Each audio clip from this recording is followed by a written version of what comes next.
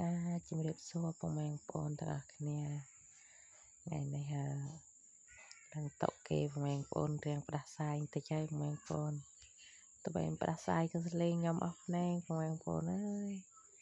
ព្រោះអីសលេងយើងតាំងពីកណើតមកណាចង់ផ្លាស់ប្ដូរតាណាក៏វាមិនបានដែរពុកម៉ែបងប្អូនថ្ងៃនេះឡើងតក់ទៀតហើយពុកម៉ែបងប្អូនការអ្នកភូមិនៅក្នុងភូមិយើងណាក៏យើងក៏មកចាប់ផ្ដើមដល់ selfie រួចចាប់ផ្ដើមជាត់ស្រាយពុកម៉ែបងប្អូននឹងគេហៅស្រាបៀពុកម៉ែបងប្អូនតែបងប្អូនណាត់ស្គាល់ជាត់ភ្លេចមើលពុកម៉ែបងប្អូនឲ្យសារយើងឥឡូវទៅកាន់កាមេរ៉ាពេញខាតអស់បន្តិចតើពុកម៉ែបងប្អូននេះដល់វគ្គហើយយើងរៀងជ្រឹមតិចហើយពុកម៉ែបងប្អូនគេទៅរំអស់យើងនៅចាំតក់ណាពុកម៉ែបងប្អូនខ្លាចគេសារចោលក៏ដល់យើងនៅម្នាក់ឯងចឹងអត់សុខក៏យើងចាប់ selfie មកគេចាប់ដើមចូលរួមព្រាបដែរពុកម៉ែបងប្អូនហើយសារយើងខ្លាចគេសារតក់យើងនឹងអង្គុយចាំសិនមកហូបយើងនៅរៀងច្រើនណាពុកម៉ែបងប្អូននេះដល់វគ្គខ្ញុំមកចូលរួមនេះហើយពុកម៉ែបងប្អូនយើងមកចង់ដៃចង់អីឈប់ចាំតក់ហើយពុកម៉ែបងប្អូនដោយសារយើងហូបអស់ហើយមិនថាអស់ប៉ុណ្ណាទេយើងត្រូវការចេញមកចង់ដៃហើយយើងចេញមករំដល់ពេលរំបានទឹកទៅរំបានតិចពុកម៉ែបងប្អូនគេដល់ហើយចម្រៀងនំខេកពុកម៉ែបងប្អូន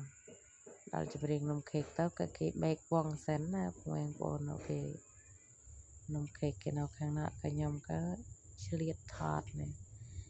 ថតក៏ប៉ះអេដមីនពុកម៉ែបងប្អូនអើយពួកគាត់ជាក្រុមព្រះច័ន្ទរស្មីពុកម៉ែបងប្អូនពេលថតក៏ពួកគាត់នឹងក៏គាត់រាក់ទាក់យើងល្អណាស់ពុកម៉ែបងប្អូនតែមកពីយើងទេមិនហ៊ានទៅសុំពួកគាត់ថតតាមពិតពួកគាត់អត់មានឆ្វឹងឆ្មៃដាក់អ្នកណាទេឲ្យតែឃើញក៏កាត់រាក់ទាក់ល្អណាស់ហើយនេះដល់វគ្គយើងហើយរំកំសាន្តហើយពុកម៉ែបងប្អូននោះស្រីសិតតែស្អាតហើយសេរីឆ្នាំ2010ណាពុកម៉ែបងប្អូនសិតតែកំមុំឆ្នាំ2010ហើយណាសេរីពួកខ្ញុំណាតែរាថ្ងៃកូនអ្នក2អ្នក3ហើយពុកម៉ែបងប្អូនអើយដល់ពេលយើងចូលកម្មវិធីម្ដងចេះក៏នៅទេ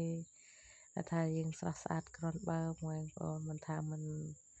ប្រូដូចយើងនៅកណាលចកាទេពុកម៉ែបងប្អូនពូថតចំពូគាត់ចាក់ក្បាច់អន្តងពុកម៉ែបងប្អូនរំដូចពួកគាត់ណាស្រាលដៃស្រាលជើងសបាយពុកម៉ែបងប្អូនមើលទៅក៏រឹមស្រួលសបាយអត់មានខ្វល់អីទេ